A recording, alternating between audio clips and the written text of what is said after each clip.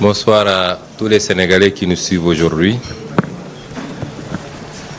Nous sommes réunis pour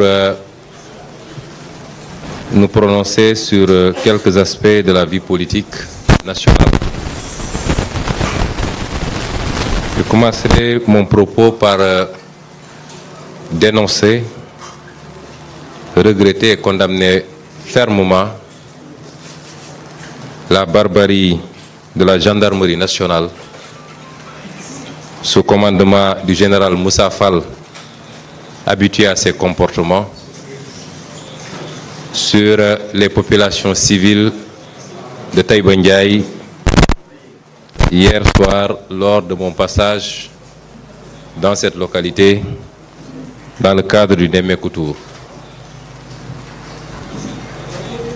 M. Moussa Fall, sous commandement d'Antoine Diome, est habitué des faits. Sa conception de la gendarmerie se résume à la brutalité extrême contre les civils. Tout prétexte est bon pour se livrer à des exactions. Ce qu'il fait n'a rien à voir avec le maintien de l'ordre et ces agissements sont des agissements criminels. Hier, beaucoup de jeunes de Taïba Ndiaye se sont retrouvés à l'hôpital avec des blessures très graves.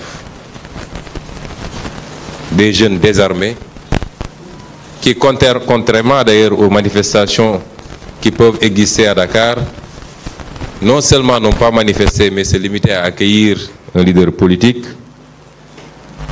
mais nous étions dans des contrées qui ne sont pas habituées au contact avec les forces de l'ordre.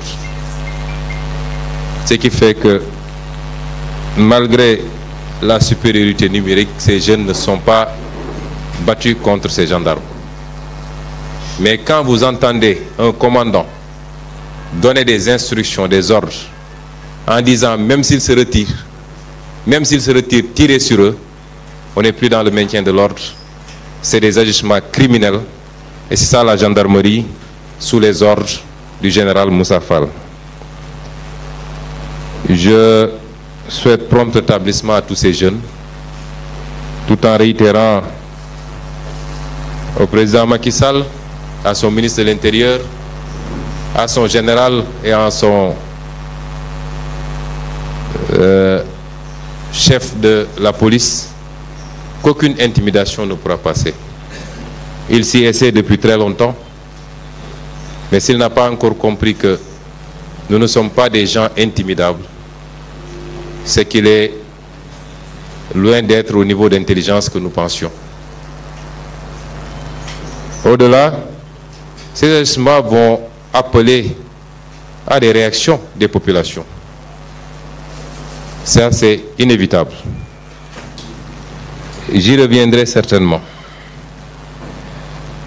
Nous vous avons conviés pour parler principalement de deux séries de problèmes. Le premier est lié aux farces judiciaires en cours, avec un enchaînement inédit que jamais on a vu au Sénégal et peut-être nulle part dans un pays qui se réclame démocratique. Et la seconde série est liée à ce débat, s'il en est, sur le dialogue national. Pour le premier volet, évidemment, mon propos